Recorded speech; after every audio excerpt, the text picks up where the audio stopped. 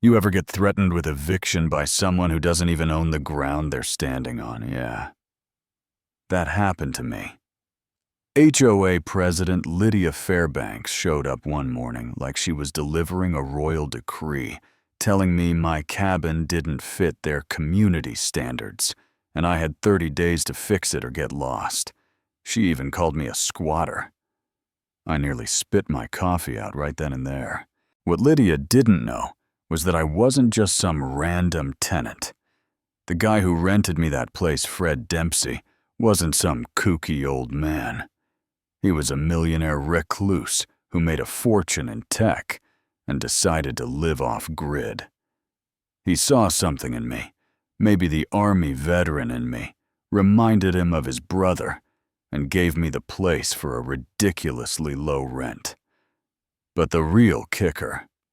Before he disappeared, Fred handed me a sealed envelope and said, "When they come for you, use this." At first, I thought he was being dramatic. Then came the HOA violations. Every day like clockwork: grass too long, truck too old, dock too unsafe. My daughter Emma, have going on 30, started calling it HOA bingo. She opened a file on her laptop, color-coded everything. Turns out most of those citations didn't even exist in county code. She even dug into public records. Only 2 warnings in the last year went to anyone else, but me, 50. We smelled a setup. Emma's the one who uncovered it all. Every home recently sold in our area went to one developer, Horizon Ventures. And guess who runs that company? Lydia's husband. They'd been strong-arming residents into selling cheap, with fake violations, then flipping the properties. It was a scam dressed up in official forms and fake smiles.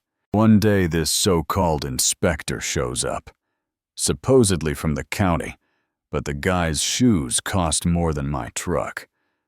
Didn't take a single note, just snapped photos of my plumbing and wandered around like he was casing the place. Emma ran his plates, registered to Horizon Ventures. Of course, so I opened Fred's envelope. Inside, water rights documents, geological surveys, and a will. Turns out Fred didn't just own the land. He owned the watershed feeding the entire community. And he'd transferred all of it to me, every last drop. We had it confirmed by the county.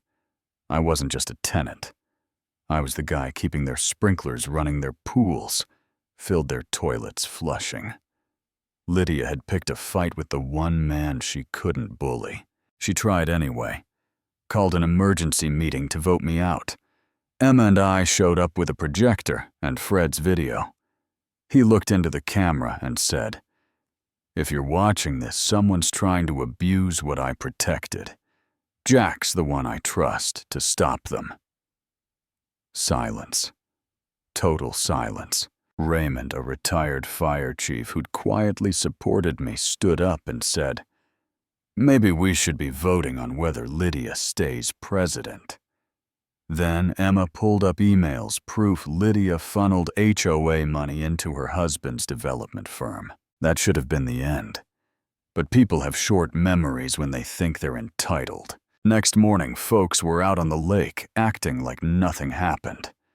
Fishing, blasting music, running their sprinklers like they hadn't seen a single document. Emma asked, "You gonna stop them?" I said, "No, I'm gonna let them feel it." We turned on Fred's old monitoring system.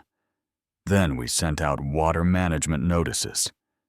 Reasonable rates conservation guidelines, and we made it clear, abuse it, and the supply gets paused. Lydia, of course, blew a gasket, live-streamed from her backyard, ranting about tyranny and rogue veterans.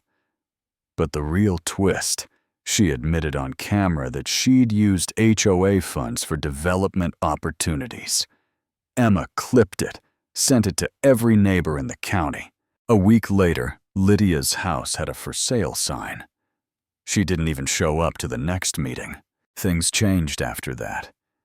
Raymond became the new HOA president. Emma started tutoring kids in coding from the dock. And me, I finally understood why Fred picked me. He didn't just give me land, he handed me a responsibility. Funny thing about water, people don't appreciate it until it stops flowing. And when they try to steal it from the guy who controls the tap, well, that's a lesson they won't forget. But maybe I was too harsh.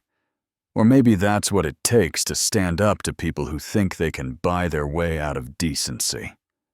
What would you have done if the HOA came after you? Let me know in the comments. I'm real curious to hear how you'd handle it.